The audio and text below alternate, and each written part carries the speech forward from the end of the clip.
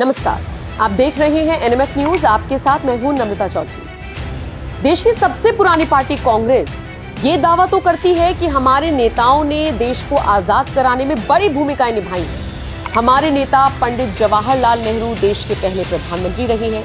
इंदिरा गांधी ने बांग्लादेश को आजाद कराया। लेकिन आज हम आपको बताएंगे कांग्रेस राज की वो 6 बड़ी गलतियां जिसका भारत पर गहरा असर पड़ा। कुछ गलतियां तो ऐसी हैं जिसका खामियाजा आज भी भारत भुगत रहा है। तो आज हम कांग्रेस की इन्हीं गलतियों के बारे में बात करेंगे।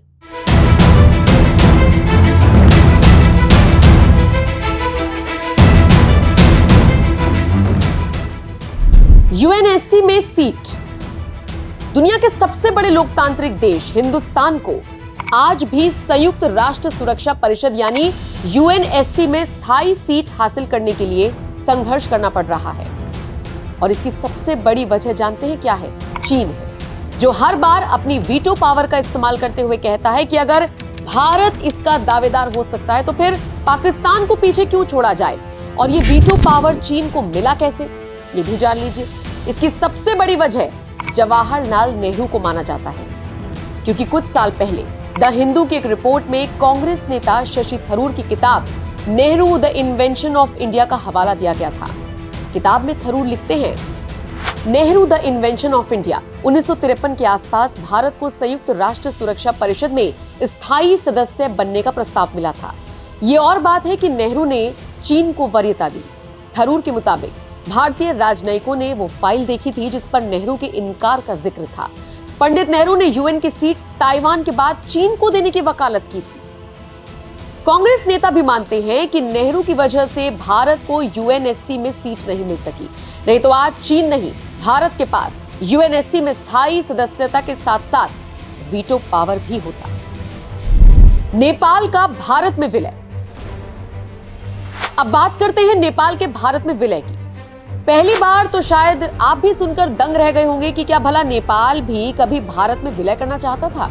तो जनाब, ये बिल्कुल सच है और ये बात खुद कांग्रेस के दिग्गज नेता और देश के पूर्व राष्ट्रपति प्रणब मुखर्जी ने खुद बताई है, जिन्होंने अपनी ऑटोबायोग्राफी द प्रेसिडेंशियल ईयर्स में लिखा। प्रेसिडेंशियल ईयर्स नेपाल के राजा त्रिभुवन वीर विक्रम शाह ने नेहरू को सुझाव दिया था कि नेपाल को भारत का एक प्रांत बनाया जाए, लेकिन नेहरू ने इस प्रस्ताव को अस्वीकार कर दिया। उनका कहना था कि नेपाल एक स्वतंत्र राष्ट्र है और उसे ऐसे ही रहना चाहिए। नेपाल और भारत के बारे में यूं ही नहीं कहते कि दोनों देशों के बीच रोटी बेटी का रिश्ता है। दोनों ही हिंदू देश हैं। यहाँ की संस्कृति और भाषा भी मिलती जुलती है। और अगर नेहरू ने नेपाल के राजा का प्रस्ताव स्वीकार कर लिया होता तो नेपाल भी आज भारत का हिस्सा होता। कोको द्वीप, अंडमान निकोबार समूह, नाम तो सुना होगा और ये बात भी आप जानते होंगे कि यहाँ शान से भारत का तिरंगा लहराता है। तो वहीं एक सच ये भी है कि अंडमान निकोबार द्वीप समूह के 5000 द्वीपों में से एक कोको द्वीप ही है, जिस पर भारत नहीं म्यांमार का कब्जा है। जानते हैं क्यों? इसके लिए भी नेहरू को ही जिम्मेदार ठहराया जाता है, क्योंकि 1947 में जब भारत आजाद हुआ तो लक्षद्वीप, अंडमान और निकोबार की तरह कोको आइलैंड की स्थिति भी स्पष्ट नहीं थी। अंग्रेज एक मजबूत स्वतंत्र भारत नहीं चाहते थे, इसीलिए इन द्वीपों को देने के पक्ष में नहीं थे। इनका सामरिक भी महत्व था। यही वजह है कि इंडिया इंडिपेंडेंस बिल में अंडमान निकोबार द्वीप समूह को तो भारत में रखा गया। इस हिसाब से कोको द्वीप भी भारत का हिस्सा होना चाहिए था, लेकिन लॉर्ड माउंटबेटन ने नेहरू से कहा कि वो इसे लीज पर ब्रिटेन को दे दें और 19 जुलाई 1947 को माउंटबेटन ने बताया कि भारत सरकार ने कोको आइलैंड पर उनकी राय मान ली है। कहते हैं ये नेहरू की ऐतिहासिक भूल थी। जहां सरदार पटेल ने लक्षद्वीप पर पाकिस्तानी नजर को कुंद कर दिया, तो वहीं नेहरू कोको द्वीप के मामले में आसानी से लॉर्ड माउंटबेटन की बात मान गए और बाद में इसी कोको द्वीप को अंग्रेजों ने म्यांमार को दे दिया। कच्चा तीवु द्वीप। रणनीतिक रूप से अहम कच्चा तीवु द्वीप भारतीय तट से 33 किलोमीटर दूर रामेश्वरम के उत्तर पूर्व में स्थित है, जबकि श्रीलंका के जाफना से करीब 62 किलोमीटर दूर है, यानी भारत के बेहद करीब और श्रीलंका से बहुत दूर। लेकिन इसके बावजूद 1974 में तत्कालीन प्रधानमंत्री इंदिरा गांधी के एक फैसले की वजह से कच्चा तीवु द्वीप भारत से छिन गया। भारत से चला गया कच्चा तीवु द्वीप। इंदिरा गांधी ने भारत श्रीलंका के बीच समुद्री सीमा को हमेशा के लिए सुलझाने का प्रयास किया और एक समझौते के एक हिस्से के रूप में इंदिरा गांधी ने कच्चा त्रिवीप द्वीप को श्रीलंका को सौंप दिया। उस समय उन्होंने सोचा कि इस द्वीप का कोई रणनीतिक महत्व तो है नहीं और भारत का दावा खत्म करने से श्रीलंका के साथ संबंध और गहरे हो जाएंगे। हालांकि समझौते के मुताबिक भारतीय मछुआरों को अभी भी इस द्वीप तक जाने की इजाजत थी, लेकिन 1976 में भारत में इमरजेंसी की अवधि के दौरान एक और समझौता हुआ जिसमें किसी भी देश को दूसरे के विशेष आर्थिक क्षेत्र में मछली पकड़ने से रोक दिया गया। इस तरह से 14वीं शताब्दी में ज्वालामुखी के विस्फोट से बना करीब 285 एकड़ का ये कच्चा त्रिवीप द्वीप भी भारत के हाथ से चला गया और श्रीलंका पर इसका कब्जा है। पाक सेना का सरेंडर। 1962 में चीन से जंग हारे हिंदुस्तान को कमजोर समझकर पाकिस्तान ने 1965 में जम्मू कश्मीर पर कब्जा करने के लिए ऑपरेशन जिब्राल्टर चलाया था, जिसके तहत कश्मीरियों के भेष में 25 से 30 हजार पाकिस्तानी सैनिकों को कश्मीर में भेज दिया गया। ऐसे में देश के तत्कालीन प्रधानमंत्री लाल बहादुर शास्त्री ने भी भारतीय सेना को अटारी वाघा बॉर्डर से अंतर्राष्ट्रीय सीमा पार करने का आदेश दे दिया, जिसका असर ये हुआ कि भारतीय सेना ने पाकिस्तानी सैनिकों को खदेड़ते हुए लाहौर के बड़े हिस्से को कब्जे में ले लिया, जिससे घबराए पाकिस्तान संयुक्त राष्ट्र पहुंच गया और उसके दखल के बाद युद्ध रुक सका। लेकिन तब तक भारत ने लाहौर के 470 वर्ग मील क्षेत्र पर कब्जा कर लिया था। हालांकि समझौते के तहत भारत को अपनी सेना वापस बुलानी पड़ी, नहीं तो लाहौर आज भारत के पास होता। और इतना ही नहीं, भारत के पास बेहतर मौका था कि वो लाहौर के बदले कश्मीर को लेकर निर्णायक डील कर सकता था। लेकिन फिर वही बात, कांग्रेस राज में ऐसा कुछ भी संभव नहीं हो सका। भारत पाक 1971 जंग, 65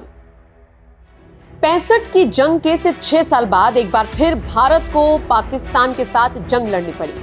इस बार पूर्वी पाकिस्तान यानी आज के बांग्लादेश को पाकिस्तानी सेना के चंगुल से आजाद कराने की जंग थी, क्योंकि अगर पाकिस्तान के कब्जे में बांग्लादेश आ जाता तो पाकिस्तान भारत को दो तरफा घेर सकता था।